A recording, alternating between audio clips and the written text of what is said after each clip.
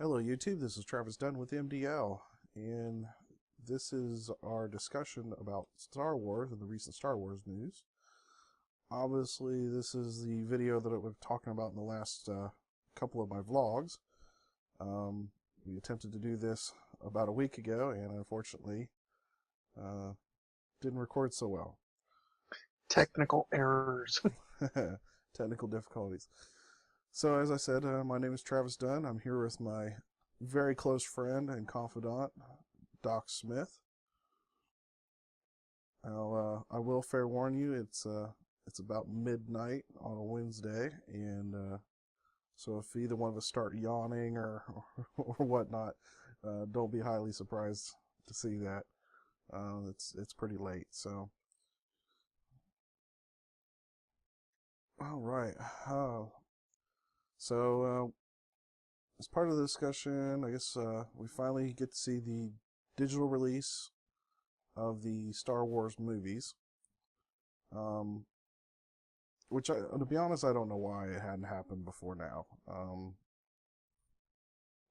Considering how Star Wars has always kind of been the forefront of technology and what was available at the time, I'm surprised that they never embraced the digital format.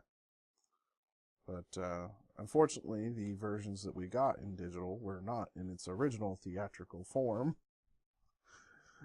And Not yet. That'll show up when they release the Blu-rays later this year. I truly hope so. I've always said that I've never would be disappointed if we had a director's cut version, that give us the option to play either in its original theatrical format or what has become the Lucas version of the film. Yeah.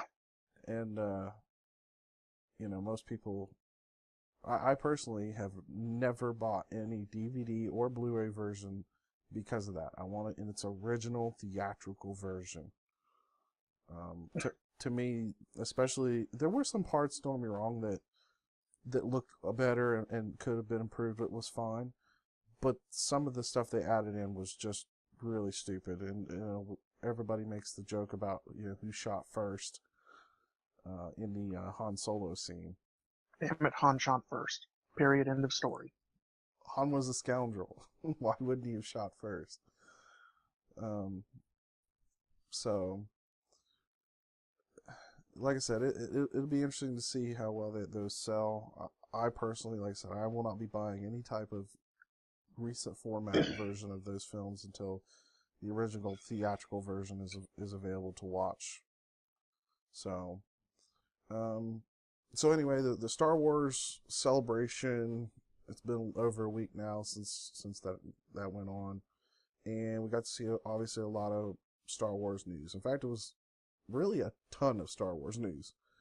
But what do you expect coming out of, Star Wars Celebration? Yeah. So we got to see the newest trailer, which is actually playing here in this particular video, on a loop. And so we got to see the next trailer for The Force Awakens. And we obviously get to see a lot more. Some of it is a little bit of a rehash of what we've seen in the teaser, but this is the first real trailer for the movie. And in the beginning we see a Star Destroyer crashed on a planet, and we hear Skywalker sort of telling the tale of the Force with his family. And we get to see a very ominous picture of a burnt, slightly crushed Vader mask, which, for any Star Wars fans would give you goosebumps. Mm-hmm. Very much so. It's interesting. I've been reading a lot of speculation online. A lot of them are saying that the big bad guy in this one, or I should say the biggest speculation running theory right now, is the big bad guy of the movie has got a, shall we say, a fascination with the Darth Vader legacy. And that's the role that mask plays, is that he had apparently went and got the mask from Endor, and that's the reason why it shows up in the trailer the way it did. So it should be interesting to see if that speculation pans out to be true or not. You know, it's interesting because I hadn't actually thought about that, but you're right. He was burned on Endor Mm-hmm. at the end of that particular movie. So, yeah, that I never, like I said, I never thought about that. That never even occurred to me. But you're right. That would be that would make sense in the course. And I will say, as of yet, we still don't know who the true bad guy is. You know, who the ultimate, who's still in charge of, you know, the Empire and whatnot. And obviously, this movie is. I think that aren't they playing this like 20 or 30 years? 30 years. 30 years from the original series, Yep, and it's 30 years after Battle of Endor, so a lot of time for a lot of different things to have happened. yeah, and you know, obviously, it's been said that for the most part, short of um, we'll call for the sake of argument with the original films, and then if we were talking about what ends up being actually filmed, technically film 1, 2, and 3, which are the newer films, we'll just call them original films and newer films. So if I talk about original films, that's the 4, 5, and 6. If I say new films, I'll be talking about 1, 2, and 3. But in the original films, um, gosh darn it, I lost my complete train of thought. Once again, we have to reiterate this is, being filmed at midnight. Yeah, it's definitely late. Um, but obviously, from the original films, you know, the Empire still exists. Somebody had to take over, and the question is who. A lot of speculation going on, you know, of who that might be. Um, and the name is totally eluding me for some stupid reason, which I'm sure, you know, my lack of sleep is probably it. Who's the popular bad guy from, shoot, the one that's playing one of the major leader roles in Star Wars Rebels that just showed up in the series? The only one they showed up recently was Tarkin. Of Tarkin. course, he's dead. But I don't know. He died on the Death Star. Well, that's true. No, it's evident that if you look at the cast list, Max von Sydow is the actor, big name actor that's speculated to be playing the bad guy. So, it really doesn't matter too much who the character is they write for him. The actor alone is going to make that an epic and memorable bad guy. Oh, I remember now what my original train of thought. The movies and the Clone War cartoon and Star Wars Rebels are, for the most part, going to be canon. Anything that was written in any books, magazine, you know, different comic books and whatnot, are not technically going to be considered canon as far as the movie universe is concerned. So, Yeah, they've completely wiped the slate clean. They haven't necessarily invalidated anything, but what comes out afterwards, which of course is, as you said, movies, the television shows currently being produced and everything, if that contradicts a expanded universe story, then that is the new canon. So it's an interesting dichotomy they've set up. They've got it left open so that they can use anything they want to, but yet they're not constrained to fit into any one story. So I do think, however, we are going to see a vast departure from what the expanded universe established as the canon after Endor. because obviously there's a lot of books that were written, you know, in the time frame of, you know, what would Well, have in the been 30 years since that movie came out. right. So yeah, that will definitely be a thing. And then obviously the one of the big sort of early controversies from the first preview trailer was the new bad guy, if you will, with the hilted lightsaber. And it's kind of strange how much somebody doing something a little different with a lightsaber, creates such an uproar in the Star Wars community. But and there are different theories of why he has a particular type of lightsaber. But I mean, if you really look at all the movies over the course, and even some of the stuff that we've seen and even some of the video games and whatnot, lightsabers, at least in the past stories, all were built kind of based on the character that was wielding them. And we've seen Count Dooku had more of a fencing style. A standard lightsaber is considered more of a samurai style of sword. But we have seen other styles of lightsaber, and this is just another one of those styles. Well, that's the thing with it. The lightsaber is obviously the most iconic item from the Star Wars universe. And like you just said, each lightsaber that we've seen has been a representation of the particular person wielding it. And I do think, that this is not breaking that trend at all. At first, I will admit, my first reaction to it was, a little off. Are you serious? That's goofy. And of course, my language was a lot worse than what I'm parsing down for this video in regards to that design. But the more I thought about it and the potential that it represents, I mean, this lightsaber looks like a broadsword or a bastard sword. One of those big things, something you would expect, a Highlander or a Scottish claymore to look like. And so that denounces, a fighting style that's going to be more primal, more brutal. And that concept fits the Sith very, very well. In fact, I'm surprised that it actually hasn't been done previously in Star Wars. So now I've kind of shifted my opinion.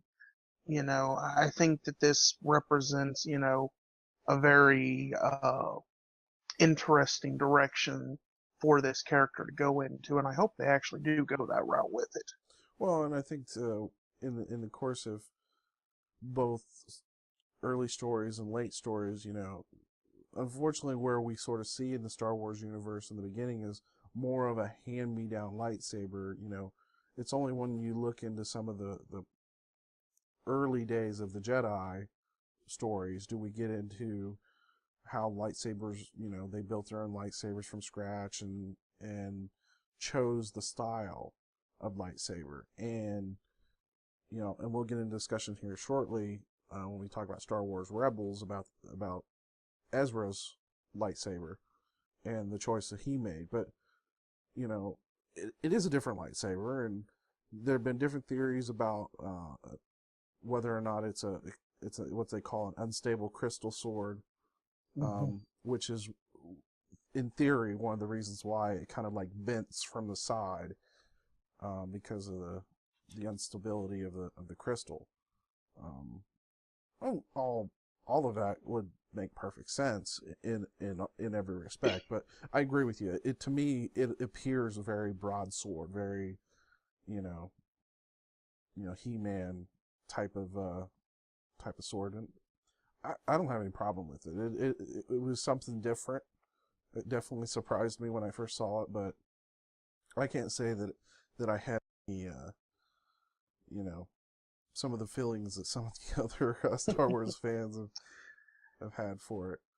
Yeah, I'll admit I shared in the outrage at first, but like I said, my opinion has changed. Another thing that did help too with this trailer release was we got to see more of the character wielding it as well.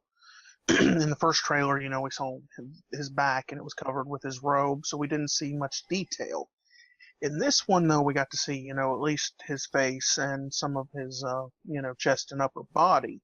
And the design, he almost looks like he's wearing armor, which, kind of works with that idea of a broadsword, longsword setup. And it also harkens back to, one of my favorite games from the Star Wars universe, Knights of the Old Republic. The fact that, there were Jedi and Sith running around wearing armors and stuff like that. So it not only calls back to, the most iconic Sith so far, which is Darth Vader, his suit, but also back to that game where, it was a time when armor was necessary for protection.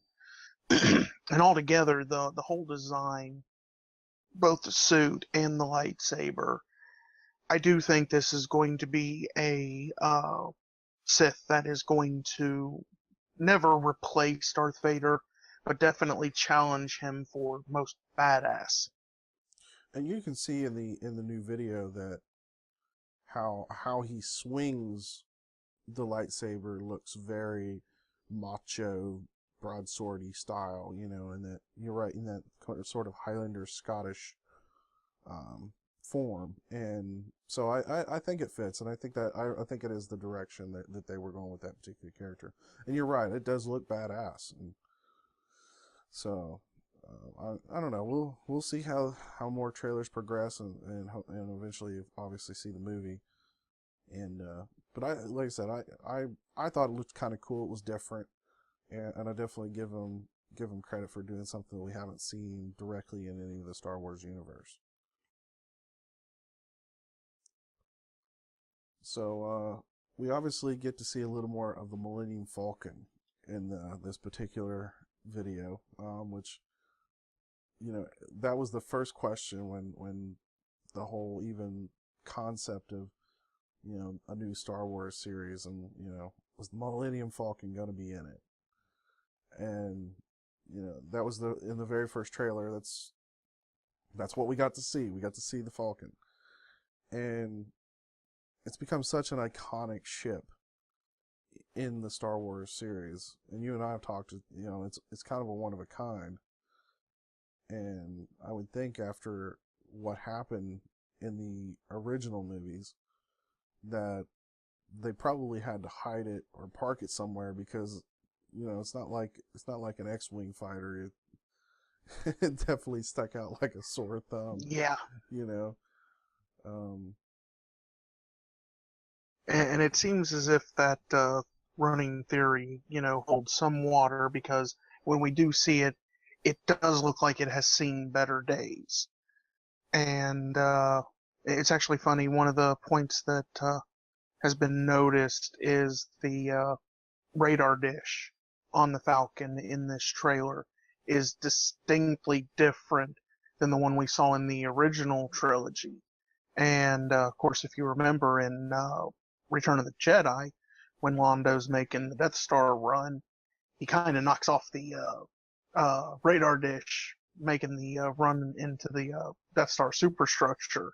So that's a nice, addition or attention to detail that they did. Is that that would obviously have to have been replaced in the interim years, and the fact that they didn't just redo the same dish, they actually put a different one on, I think is showing that J.J. Abrams truly does have a very fine eye for detail, and it shows his level of enthusiasm for the movies. Well, and obviously, speaking of detail, one of the things that has made everybody very excited, the original films had a majority of practical effects. And when I say practical effects, for those who don't know, the Death Star was a model. The Millennium Falcon was a fully built, they were fully built, realized models used for the movie. And, it wasn't CG. There was no CG at that time. So, everything was built either in full scale or as a model. And obviously with the introduction of CG, that has pretty much gone away. Now, J.J. Abrams obviously wanted to return to the roots of the original movies. And, so he's gone back and gone back to a more practical effect movie. And needless to say, he got, I believe at one particular event, he got like a standing ovation when he announced that it would have practical effects as much as he could viably get away with. And rightfully so. There's just something, there's a unique look to a practical effect. Well, the practical effects, when you have something real, that sense of the object occupying the same space as the actors is noticeable. The green screen used in CGI, they use that particular green screen because that green is completely unnatural. And even when it's matted over with the computer effects, you still have that semblance of knowing something is off because of it. You just cannot completely get rid of its effect. No matter how good the CG is, your eye knows there is something not there that should be. Or in this case, the other way around, that something that looks like it's there really shouldn't be. So the immersion, not only for the actors in the movie, but for us watching the movie afterwards, is considerably higher because of the practical effects. When there's a level of detail in a practical effect that you just don't get from a CGI model. Yeah. Even, and to be honest, when you do typically see high resolution CGI where the detail is extremely fine, it's because somebody built a practical model and did a 3D scan at high resolution. Mm-hmm. So, having that, I can't imagine having R2D2 and C3PO in CG. It just the whole concept just would makes you cringe to even talk about it. But when it came to the new movies, there was so much CGI, and some of it was unfortunately blatantly obvious. And sometimes CGI looks good enough that you can get away with it, but some of it was just. Well, the problem is when it comes to the CGI, for you to be able to get away with it, you have to have so much of it that you get to the point where, and I think this was shown in the prequel trilogy, that you have two actors and everything else is CGI. That's the only way you make it look right, and then the actors start looking out of place. Yeah, and there were several scenes where that happened. The one that comes to mind for me is the scene where Anakin and Padme are on a terrace ledge or whatever, kind of having a romantic moment, and everything behind them, which was technically beautiful, was CG, but it just, like I said, it just looked wrong for the scene. Well, let's be honest, any of those romantic scenes were awkward for various other reasons, so I think the CGI was the least of the concerns. Yeah, and then we have the famous, who should not be named character that was all CGI. And yeah, and like I said, a return to practical effects, like I said, in this day and age, is kind of unheard of. And certainly everybody was excited to hear that JJ was going to do as much of that as possible. In fact, one of the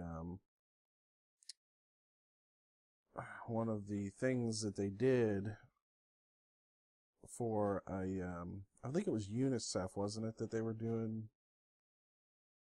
Yeah, I think you're right. I mean, you see J.J. Abrams sitting behind a 20 or 30-foot model of a X-Wing fighter, and you just don't see that anymore. But it looks so awesome. Yeah, it does. To have that, standing behind you. And like I said, with the Millennium Falcon being back, and I'm glad to hear that, that those are not going to be CGI. Those are going to be practical models. And of course, there's the big pop of the Star Wars Celebration in regards to the practical effects BB-8. Oh yes, and we'll get to the BB-8 in just a moment. But I want to say we do in this video get to see Chewie and Han Solo, and I think it was probably one of the most. If there was any characters that people probably wanted to see, I mean honestly, I think those two would probably be 1 and 2. It'd be those two, Leia, and then Luke. I think is the order it would go in. Um, it is very strange to see such a sort of, I won't say side actor, but they weren't really the main characters of the movie, and they turned into the main characters of the movie.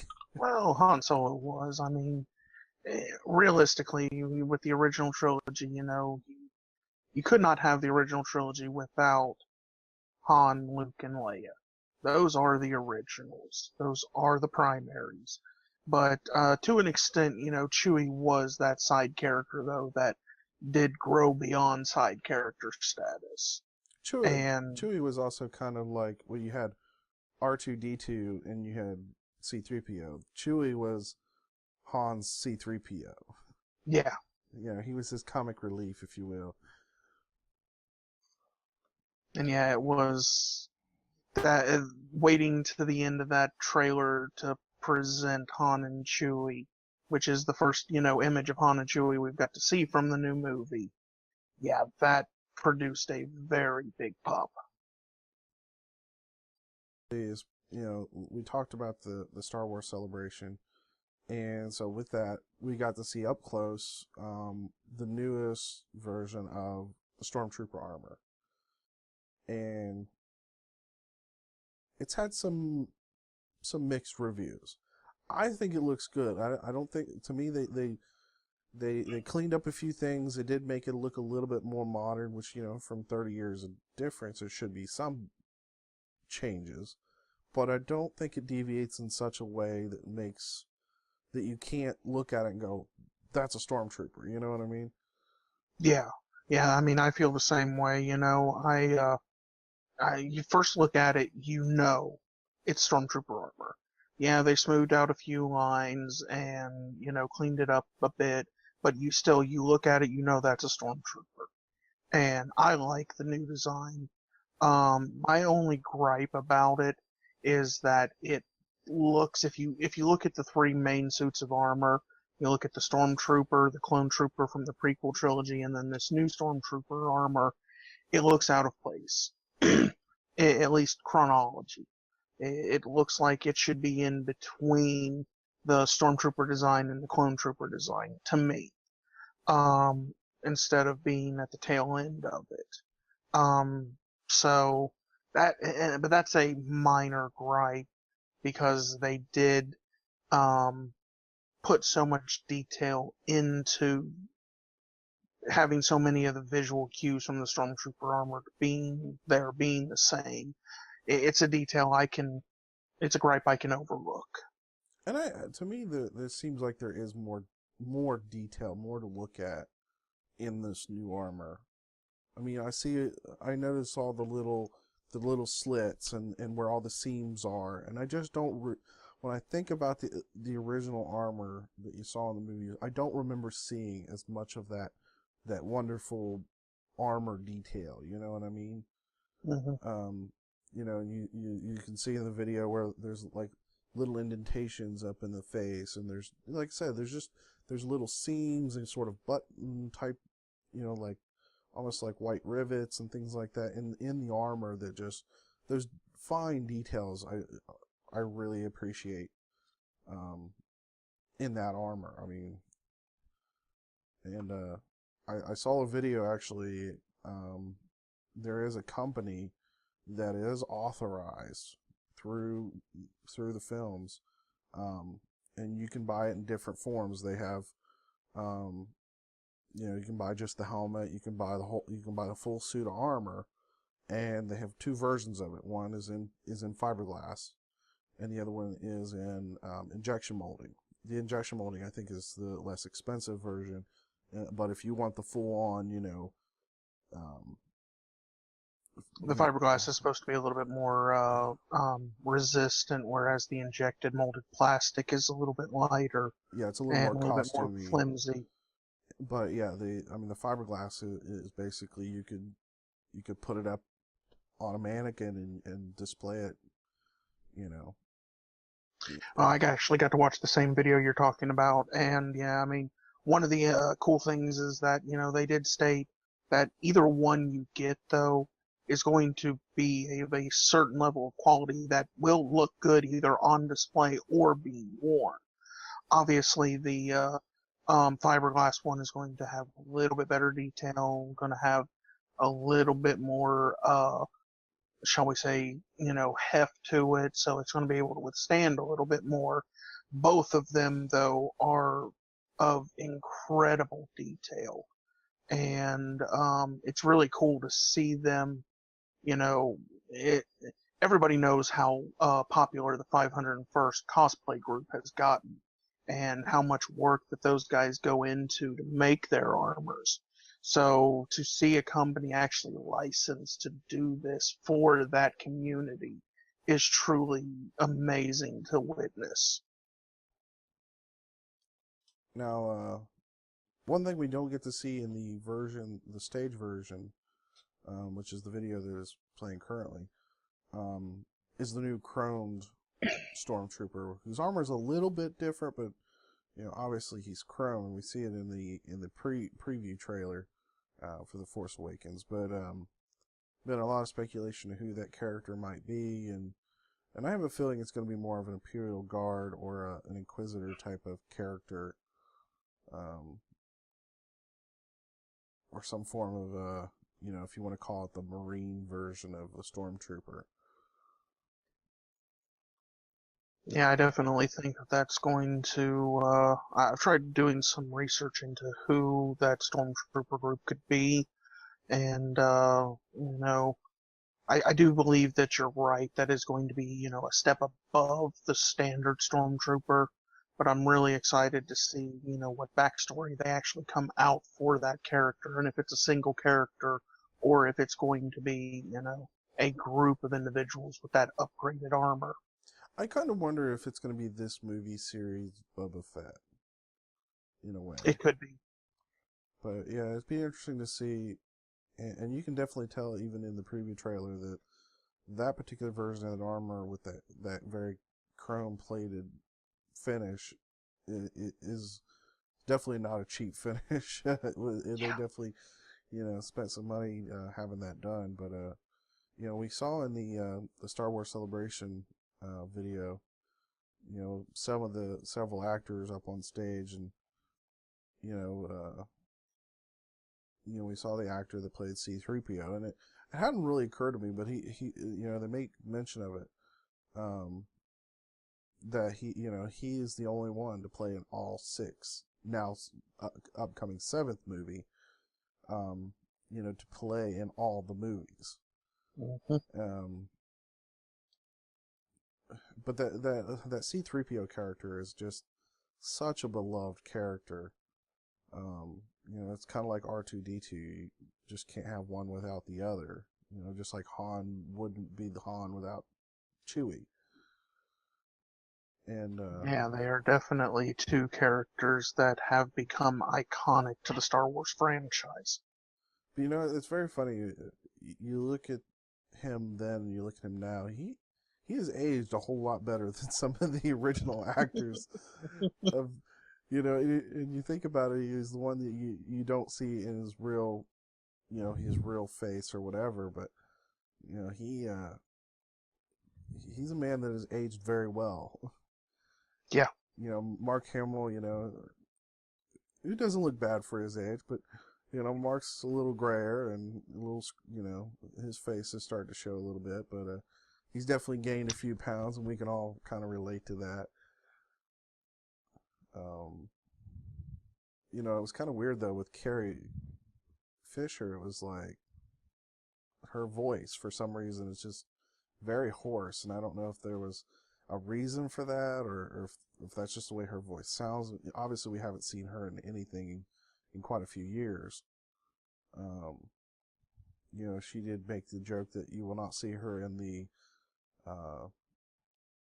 famous outfit from The slave Leia outfit.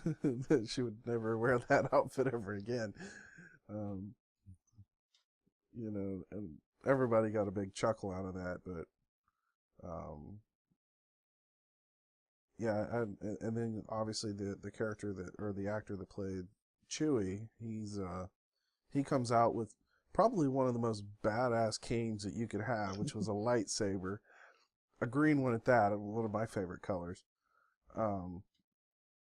But I always wonder how that might have affected his ability in the movies, because obviously he doesn't get around too well these days. But you also have to realize how massive that actor is. I mean, Oh yeah, he's huge. He's a huge character. And Mark Hamill makes a comment. He's like, "You're as tall sitting down as I am standing up," and I think he's still taller than Mark. Yeah.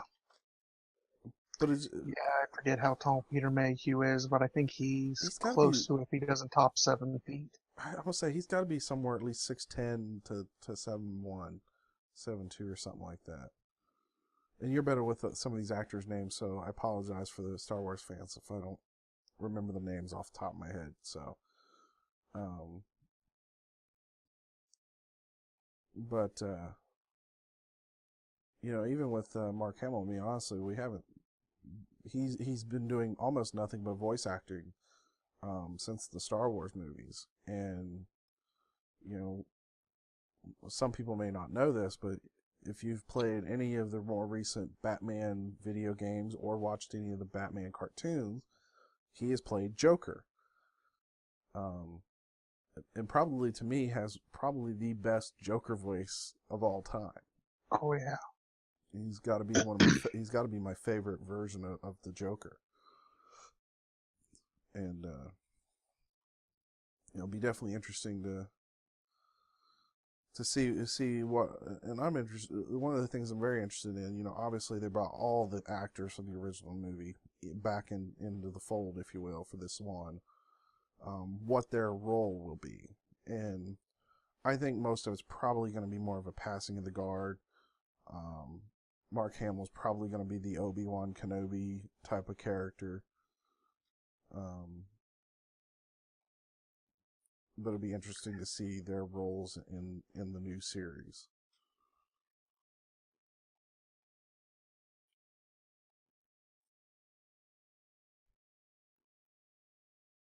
And I don't know if you had anything to comment as far as that is concerned. No, I mean, you hit the nail on the head. I mean, all of those actors are, up there in age, and a lot of them are, coming close to the end of their time as actors. So at this point, yeah, I don't see anything other than passing of the torch being their roles in this film, and then, the next two, their participation slimming off, I guess would be a good way of putting it. Now, the funny thing is I haven't yet to see any video of Harrison Ford. I don't believe he was at the Star Wars celebration. But Harrison Ford, he's that actor that needs to stay away from action films. He keeps getting hurt. He's apparently somebody that needs to stay away from, objects that go into the sky, too. Well, yeah. If you've ever watched him in any of the Indiana Jones, the joke there was always a running gag in the show or in the movies, was he could fly, it was landing that was the problem.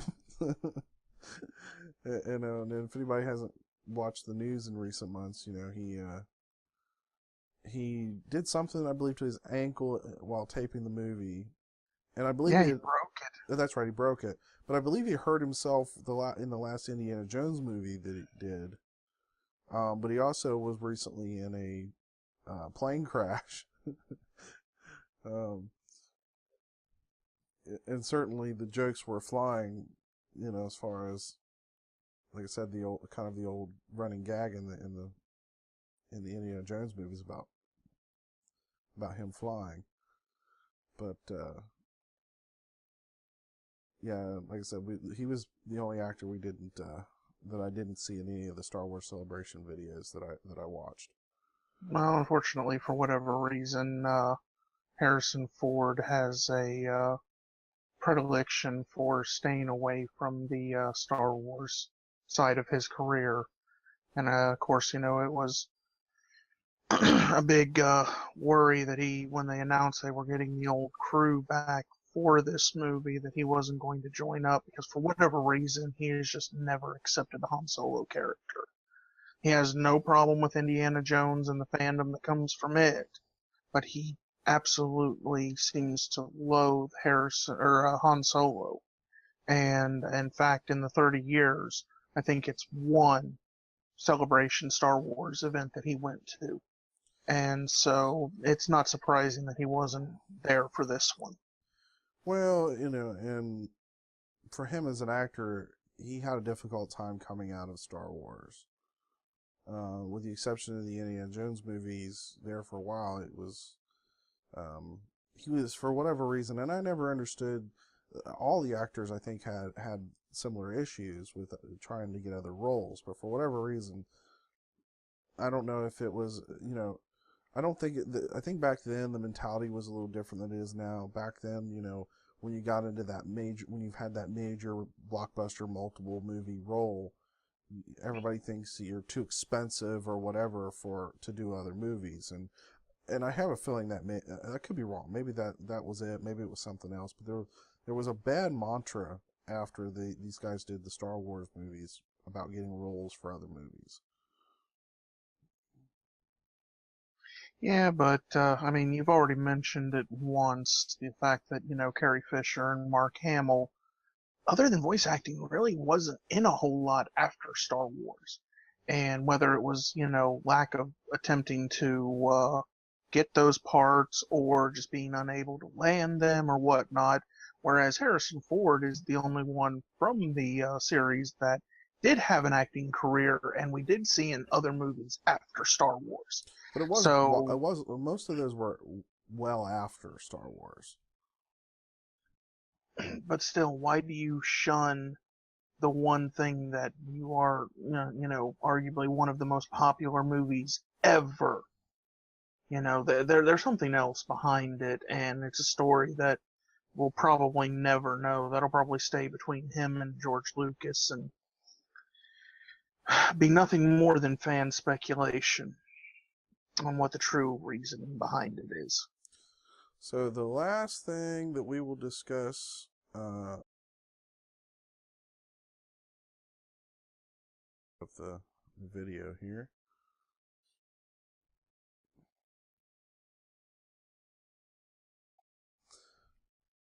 the other thing that we got to see at the Star Wars Celebration is the BB-8 droid, and we sort of started to talk about that, and I wanted to leave it as part of this conversation because obviously it's a big one. Everybody loves R2-D2. It is the he definitely is probably, besides C-3PO, the most recognizable character from the Star Wars series, and definitely always been a fan favorite. People have built R2-D2s pretty much since those movies came out. People have reproduced that particular droid over and over again. And then in the original teaser trailer, we got to see what has become known as the BB-8 droid, and everybody was like, "Oh, that's a CG droid. That's not a real droid." And ultimately, we found out that this was a practical droid. It was not a CG. And so, in the Star Wars Celebration, they bring BB-8 out on stage with R2. And it was hilarious watching BB-8 and R2 bicker Yes, in that video. And BB-8 is about half the size of R2. And while I don't think he probably moves as fast as we've seen in the trailers, he definitely is a real droid and moves around. Everybody's still speculating how he manages to stay you know, the ball. Obviously, it's a ball, and you know how the head stays on. Excuse me, on top of that ball. I mean, it's amazing how they managed to make that work. It's magic. That's just all it can be. It's got to be magic, but it's amazing magic. It is absolutely incredibly amazing to watch him dazzle around up on stage and to see, you know, like I said, to actually see him move. It was quite incredible, and so far, no, a lot of people are trying to figure out how to make their own version of the BB-8. I think that's going to be a secret that's going to take a very long time to be cracked. I hope not. I would love to see some BB-8s rolling around at conventions or origins or anything like that. I think it would be awesome. It's a cute droid. I mean, that's the thing. You listen to him even talk, and he sounds cute. I mean, that's He sounds like the kid brother version of R2D2, which I'm sure is what they were going for, with not only the design looks, but also the way he sounds, the way he acts. And I think it's evident, you know, if R2D2 being the, shall we say, breakout star of the original trilogy, I'm fairly confident BB-8's going to be the breakout star of this trilogy. yeah, certainly. You know, everybody's been talking about that particular, you know, new character. You know, I'm very curious to see what his personality will be in the movie. You know, R2. You and I have had the discussion about R2 and Chopper from Star Wars Rebels, and we'll definitely be talking about that here in a moment. But the personality between the two, and I wonder where this particular droid's personality will fit into the character slot. You know. I would almost like to see, because in the original trilogy we get to see R2. He's that, you know, caution to the wind, runs out in the middle of danger to get the job done type of personality. Always, you know, a step behind the main characters, especially Luke, but he's still just a step behind. I would like to see a growth of R2 into that more seasoned, almost, you know, older personality, and then let BB-8 turn into that, you know, out in the middle of the fray personality. That would be an interesting dichotomy to see uh, occur between the two. Well, and you have to look at the fact that, you know, R2 is a pretty old droid in Star Wars years. I mean, you figure he's basically gone through three lifetimes. I mean, you figure he went through, you know, Anakin years, so there was, let's say, 18-20 years. And then, you know, the 18-20 years between when Luke and Leia were born, and now another 30 years after that. So, you know, for Yeah, at this point, technology, about the only person older than him is Chewbacca. just about. You're right. He really is just about the oldest one. But it'd be interesting, though, like I said, to see the particular character on screen, and obviously his interactions with the actors will be, and that goes back to that whole practical effects thing. I mean, just it'd be incredible to see him up on the screen interacting with the characters. Yes, it will. So the Star Wars Rebels.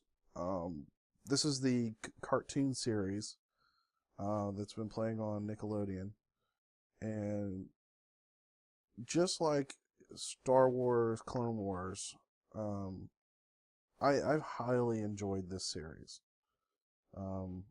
every week that it's been on, it's like I've been chomping at the bit waiting for that next episode to come out. I mean, it's been I think it's a great addition to the Star Wars universe. And for those who haven't watched it yet, go watch it. But I'm going to spoil some things for you. Obviously, towards the end of the season, the crew of the Ghost have stirred up some trouble with their activities, and ultimately have revealed that they aren't just a trouble faction who don't like the Empire. They're part of what ultimately becomes the Rebel Alliance. And more importantly, they prove that they are a force to be reckoned with. Very much so. And with Kanan being one of the last Jedi, also puts a bigger target on his back. And then with Ezra now out in the open as also a force wielder,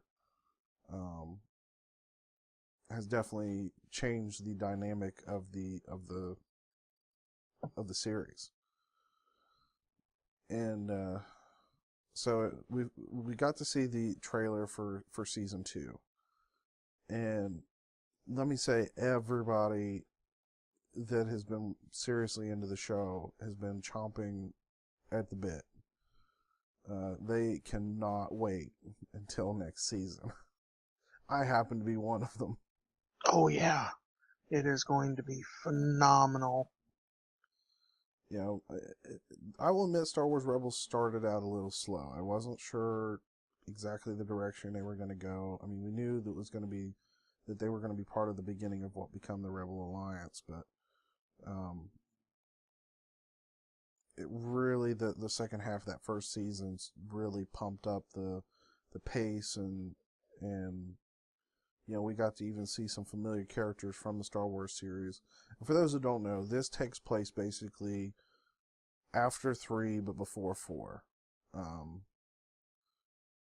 This is, like I said, this is the buildup of what becomes the Rebel Alliance. And these two particular characters having to deal with Kanan I would imagine he was probably fairly young, still a bit of a youngling. Yeah, he couldn't have been very old at all when the Order 66 came down, and then of course he's been on the run since then.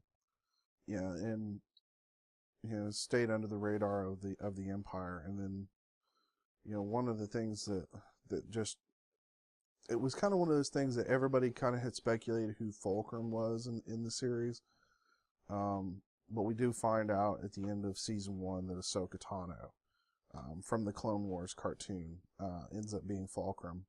And like I said, speculation was going around and around about who Fulcrum was. I mean, people were literally taking the voice, the modulated voice, and trying to analyze it and all that. I mean, it was kind of fun to listen to all the speculation back and forth. But we were all really glad when her character finally revealed herself.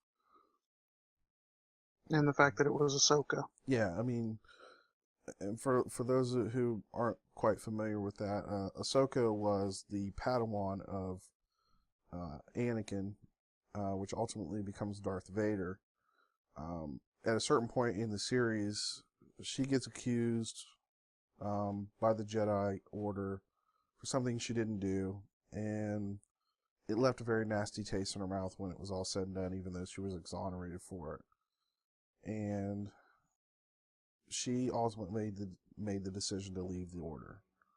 So she wasn't exactly around when Order 66 went down. And of course, this story happened in the Clone Wars television series, which was the precursor to the Star Wars Rebels. So it was really cool to see her character come back in Rebels, because the same people work on Rebels that originally worked on the Clone Wars, which it was a phenomenal cartoon as well. It It was slow to start, but again, towards the end of its run, it really picked up the pace and truly felt like a part of Star Wars. And to see those guys jump over and start doing Rebels for Disney when Disney acquired Star Wars, I was happy to see, and that left me, very hopeful that the show was going to turn out good, and it did. I absolutely love the first season. I can't wait for the second season. But yeah, that storyline was and it was towards the end of Clone Wars that storyline resolved, and she walked away from the Jedi Order. So to see her come back in any capacity in Rebels was awesome, to say the least. And then, of course, for her position in the Rebel Alliance and the implications that has moving on into season two. Um, Obviously, the fans love it, and I think she's going to be a very strong character to help in that guiding of Kanan and Ezra, since it's evident Kanan didn't finish his Jedi training before he had to go on the run, and Ezra being new to the whole Jedi thing, I believe both of them really are going to benefit to having Ahsoka around. Yeah, I have a feeling that she is not going to be as prominent in the beginning of the season, but I think in the last half of the second season, I think is where we're going to see her a lot more.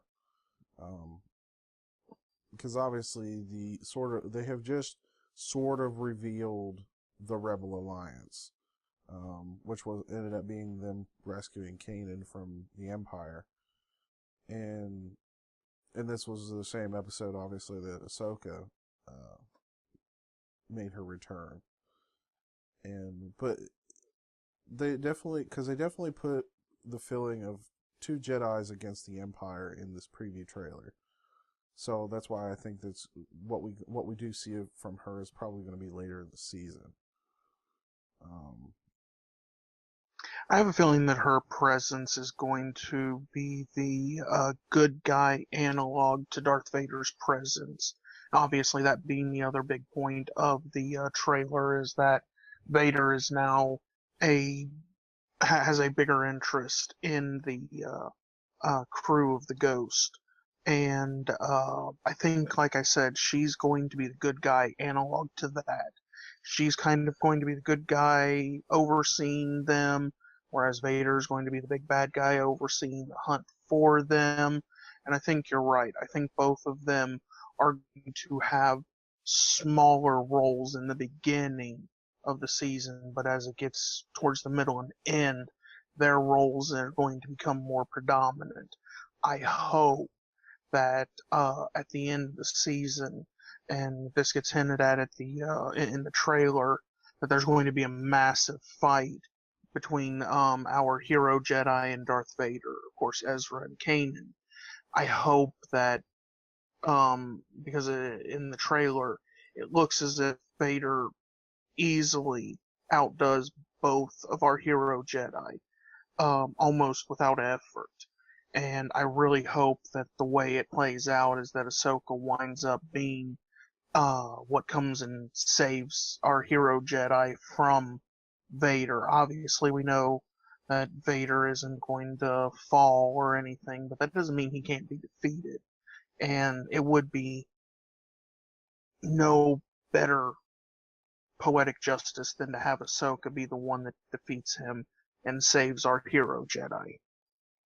Yeah, you and I have kind of had this discussion. We see in the trailer where they say fear, anger, hate, and not felt since the Clone Wars, which reminisces obviously back into the whole Anakin turning into Vader thing.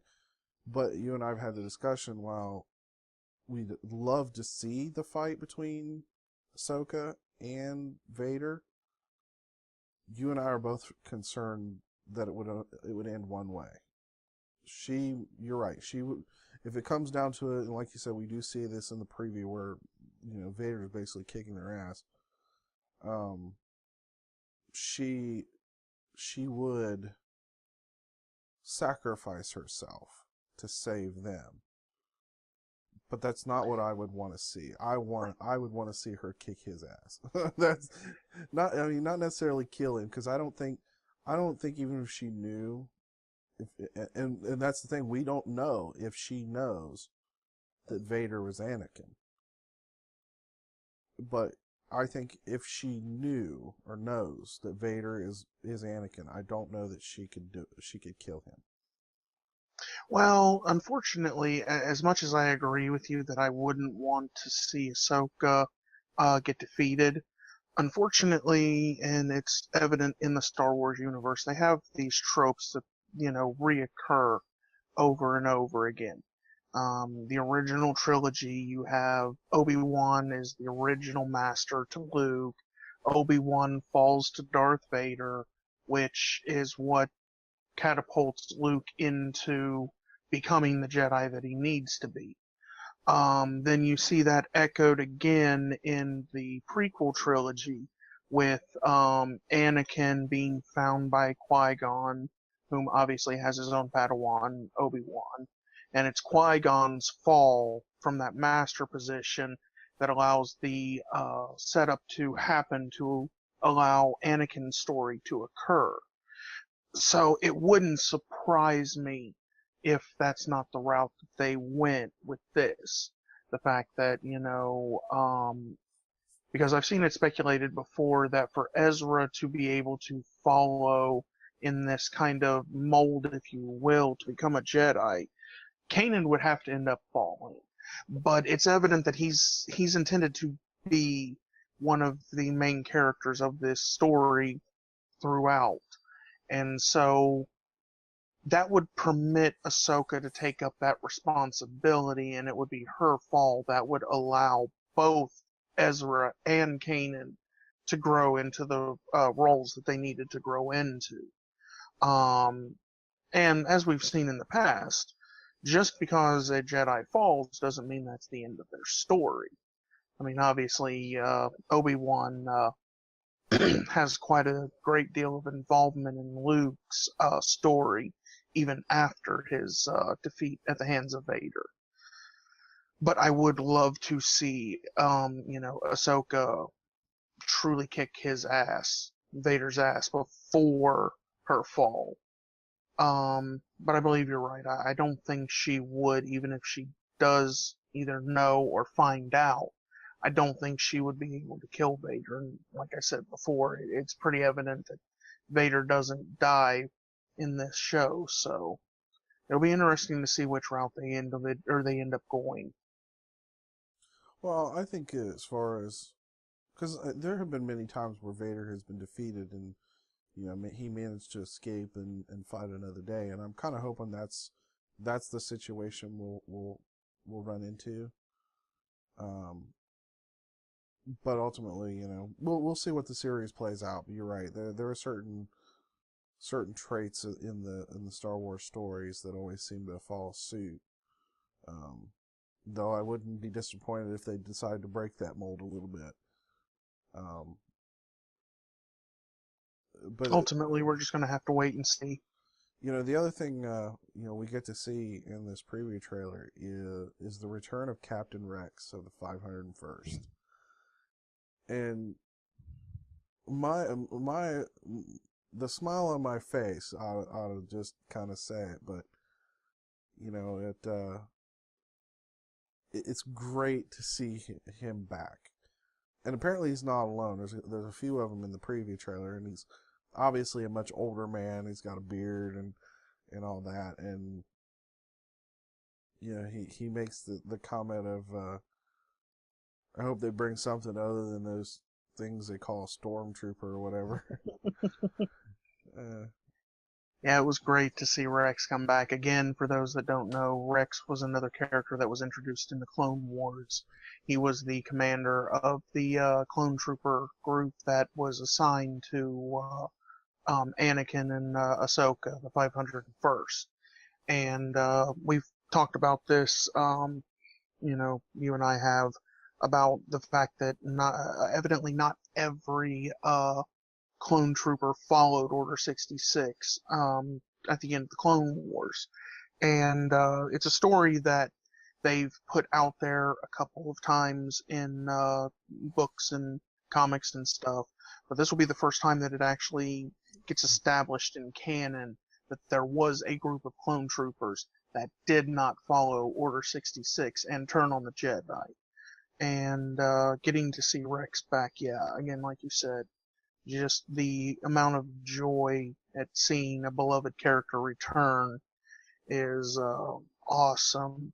And he was, and what amazed me is the fact that it was the same voice actor that did obviously all of the clones in that show, but he made each of the characters, each clone trooper, unique and different, even though they were all meant to be carbon copies of each other. And just the voice, you heard it even before you saw the character, and you knew exactly who it was, and it was just great. It goes to show that these guys working on on Rebels is truly pulling out all the stops for it, and I hope we get to see more characters from the Clone Wars. And they've definitely pulled a few of them nonchalantly out of the, obviously we've seen R2 and D2 and C3PO already in the series. Another one from the trailer that was one of my favorites from the Clone Wars was Hondo, the pirate leader. You get to see him in the Rebels trailer. He was an awesome side character from the Clone Wars. He's also, I think, been in one or two other episodes from season 1. No, Hondo wasn't in season 1 of Rebels. God, I could have swore there was at least one episode where they clashed with each other. No, there was another pirate leader guy that they introduced. There was actually he was a Devorian, was a species. I forget the character name, but no, this is the first time we get to see Hondo from the Clone Wars in Rebels. And then we did actually get to see Lando Calrissian from the original movies in one episode of the first season. And of course, they got Billy D. Williams to do his voice. Yep. Phenomenal. To reprise, in fact, Vader, I believe, is being reprised by Billy. I know the special little snippet that they put of him in the extended version of the first episode was James Earl Jones. I don't know if he's doing the voice for the character throughout the entire show or not.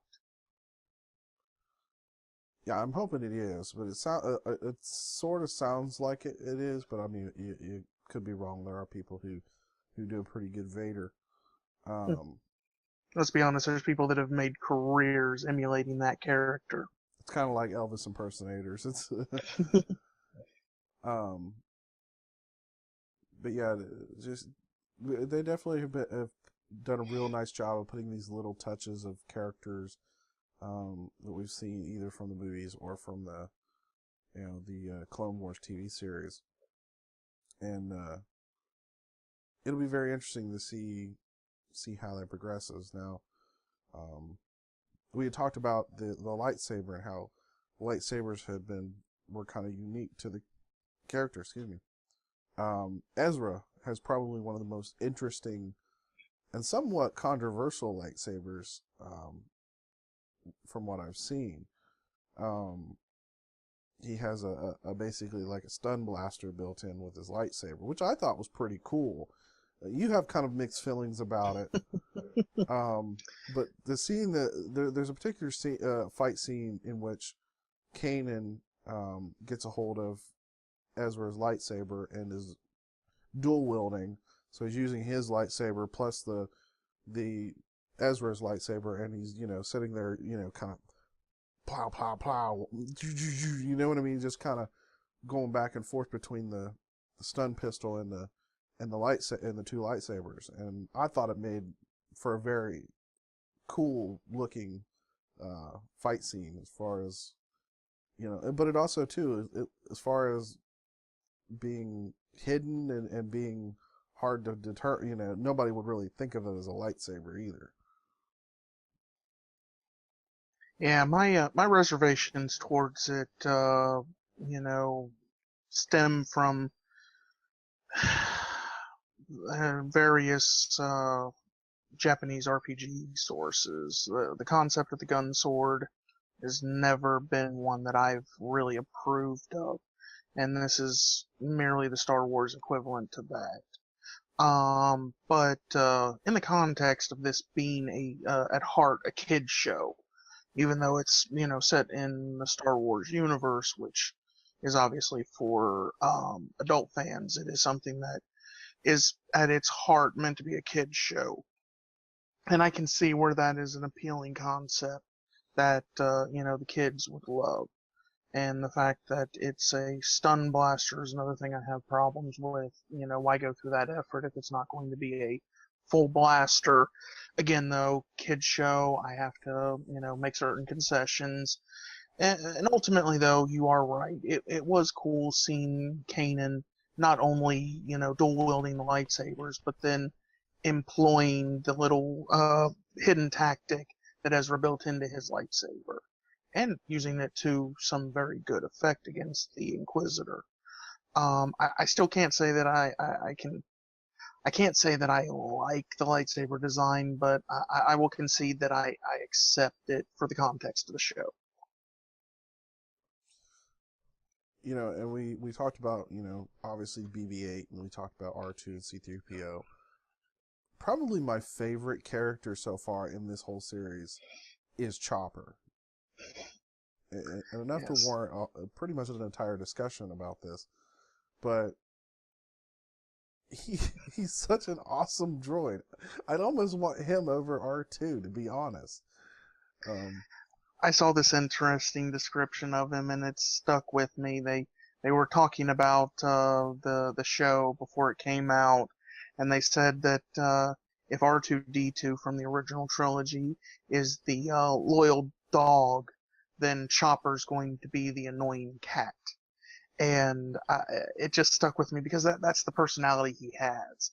He plays his favorites, and he really doesn't, hold any punches. If he likes you, he lets you know it. If he doesn't, he lets you know it.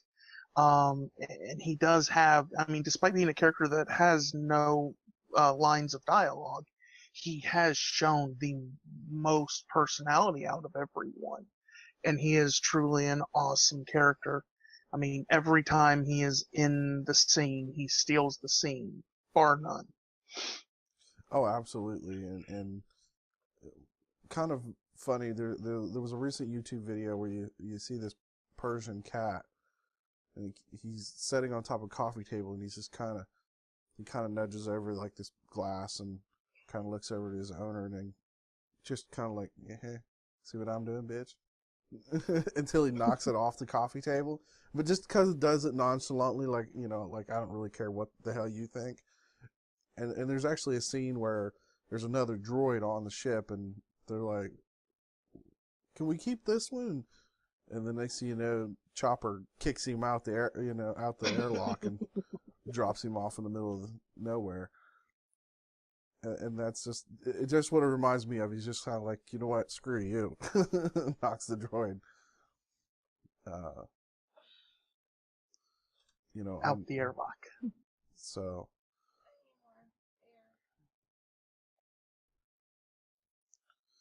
But anyway, so one last thing to talk about. Star Wars Battlefront. Pretty much one of the last big announcements that was made. They put out a game engine trailer, if you will, and you and I are always very, very leery about these type of things because they always look better than what the game turns out like. Sometimes they do, sometimes they don't. And like we've discussed before, I have high hopes for this one. I've seen some of the work that the company DICE has done in the past, and they've generally got a pretty good track record of putting out good games.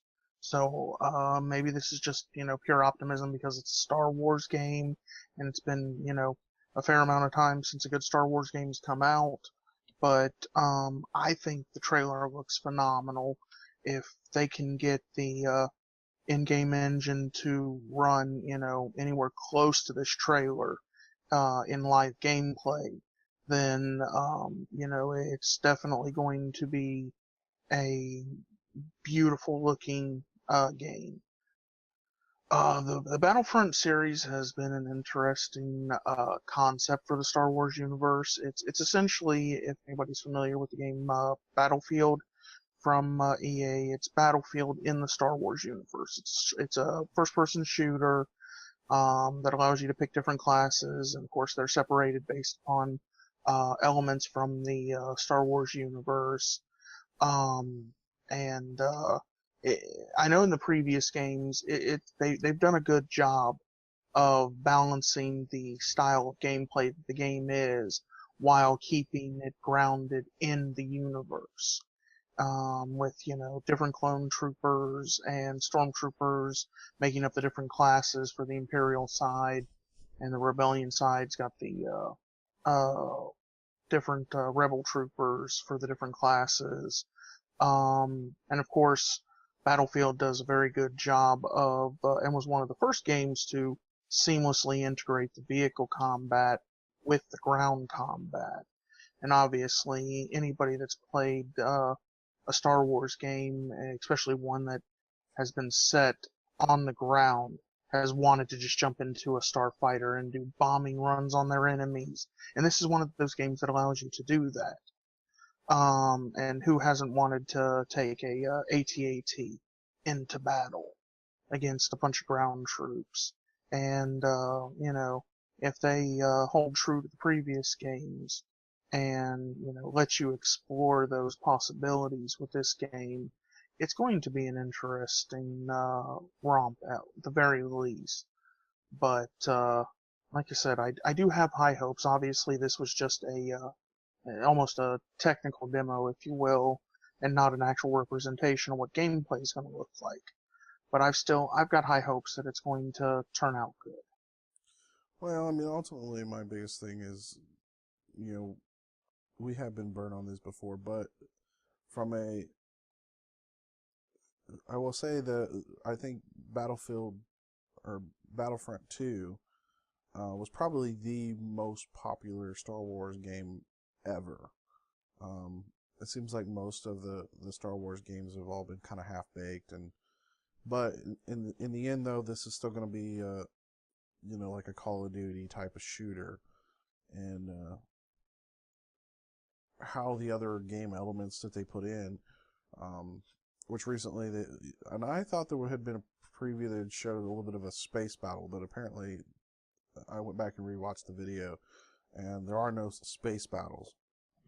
There is going to be some air combat, but primarily this is going to be a ground combat game, shooter. So it'll be interesting to see how they do integrate some additional weapons, and it's going to be very similar to Battlefield 4.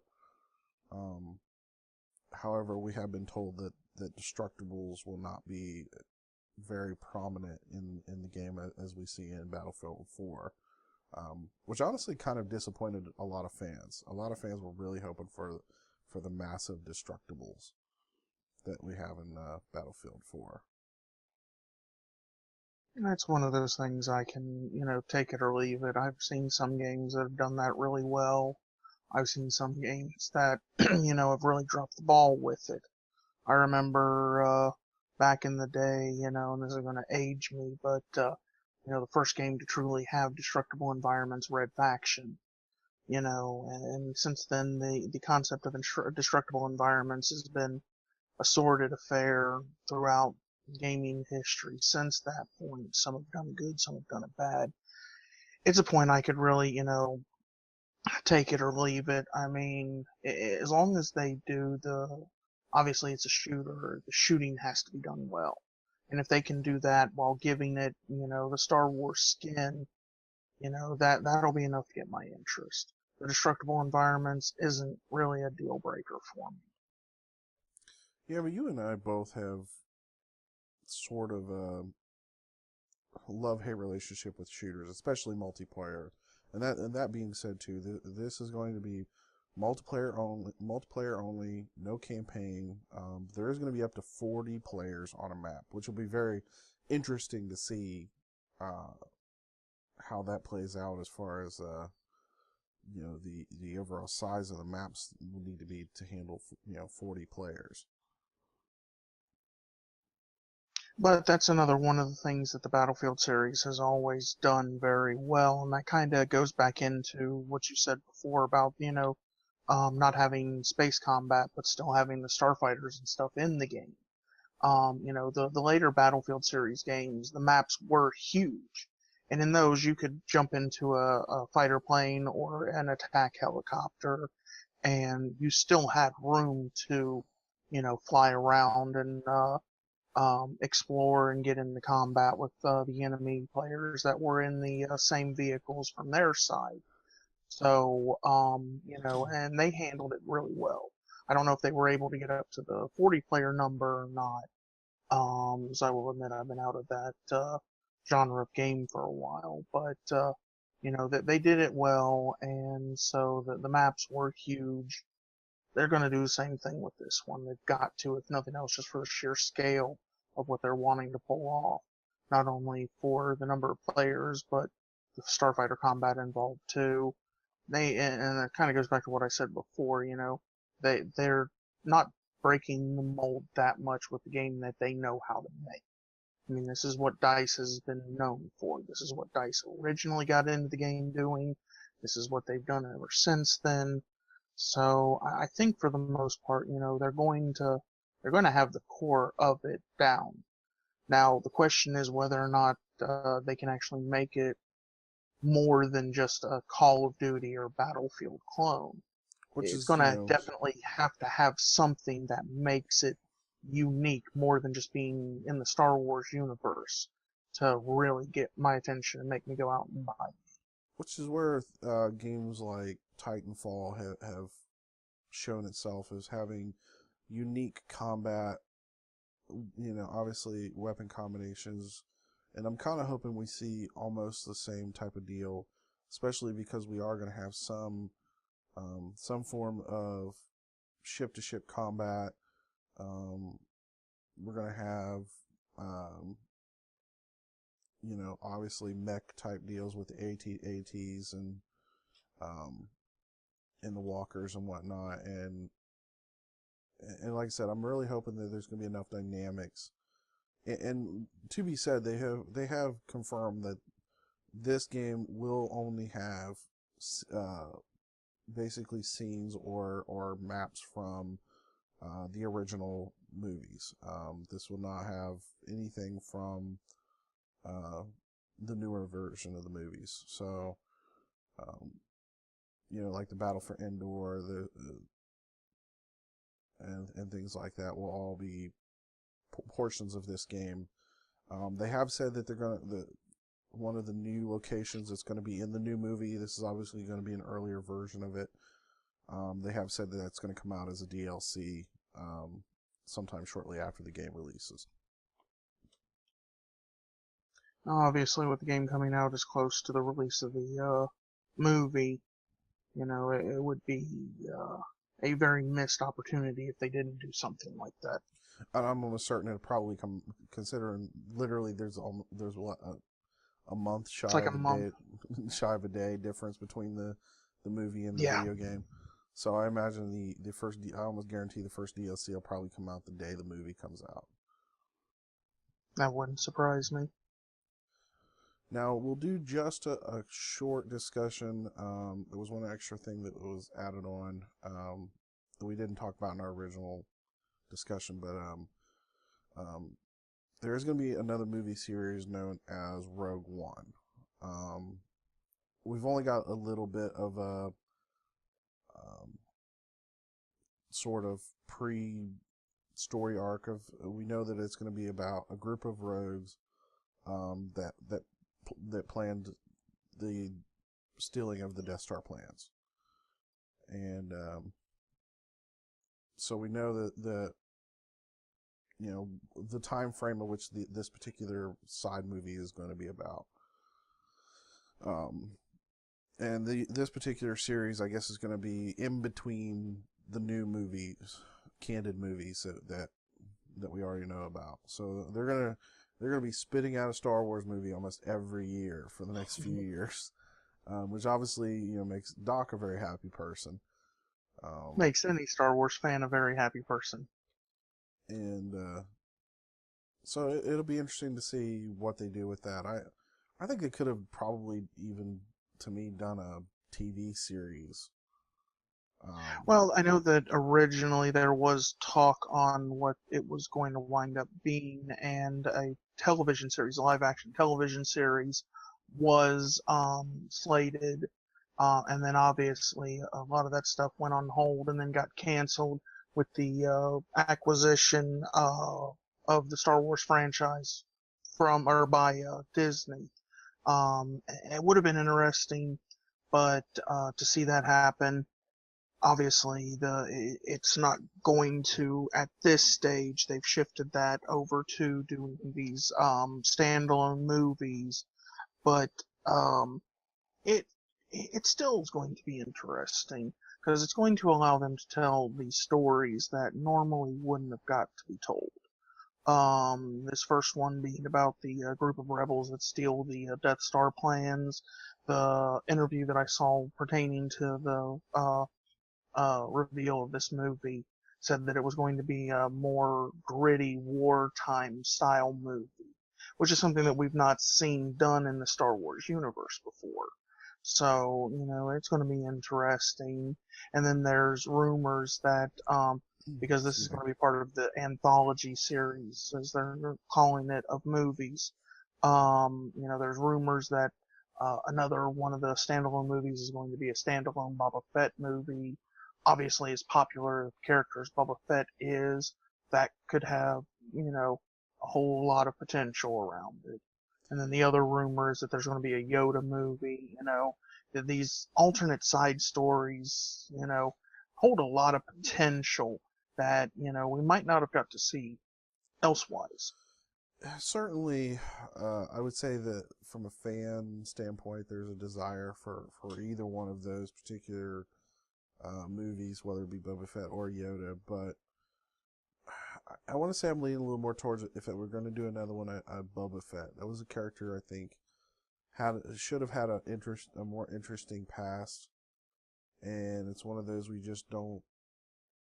They don't do enough, I think, for that character in at least the movie or cartoon series, for that matter.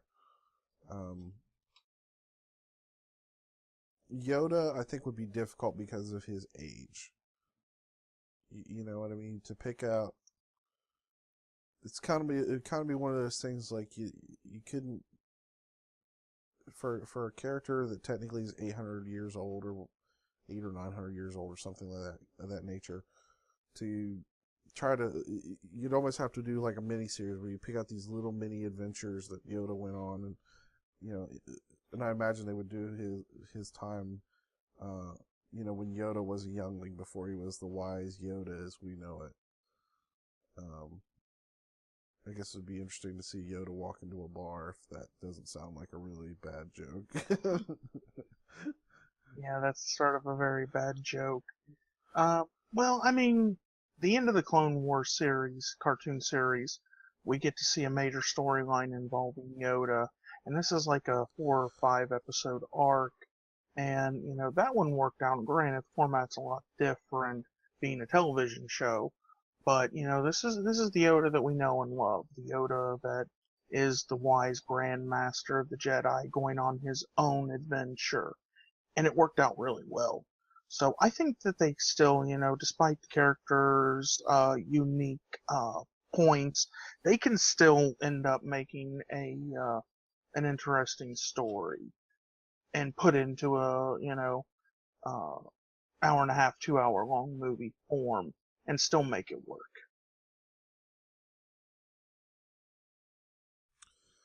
Yeah, but the question is, would it be a completely standalone type of movie, or would it actually sort of tie back into some of the um, standard movies that we all know and love? But like I said, it would just be kind of odd to, it's like, well, what's Yoda like as a young man? I think that Yeah, I would. mean, ultimately, the possibility of seeing that is, very high. You know, I'm sure a lot of people would love to see more of Yoda's backstory. And realistically, either way they go with it, you know, it's Yoda. You know, everybody loves the character. He's a staple from the Star Wars movies. You know, whatever they do with him is going to probably wind up being a huge hit. So that's kind of where we're going to wrap it up for this video. I do want to thank everybody who sits through and listens to us yammer about Star Wars for an hour and a half. We'll be doing more videos like this. We're already planning for the next one, but I'm gonna not ruin the surprise and tell you what that one's gonna be about. You know, we will definitely probably as more Star Wars news comes out, I'm sure we'll sit down and have those discussions and talk about the new trailers and teasers and all that. So we'll look forward to that. You will be seeing more and more Doc, both on my channel and hopefully here in the very near future on our whatever our yet untitled channel ends up being. We'll be doing videos like this where we will sit down and discuss movies and video games and cartoons and all kinds of things like that. So, and hopefully at some point we might even get some of you to join us and on the discussion and like I said, we'll so look forward to those type of videos coming forward. We do hope to do more of these. So if you like this video, like it.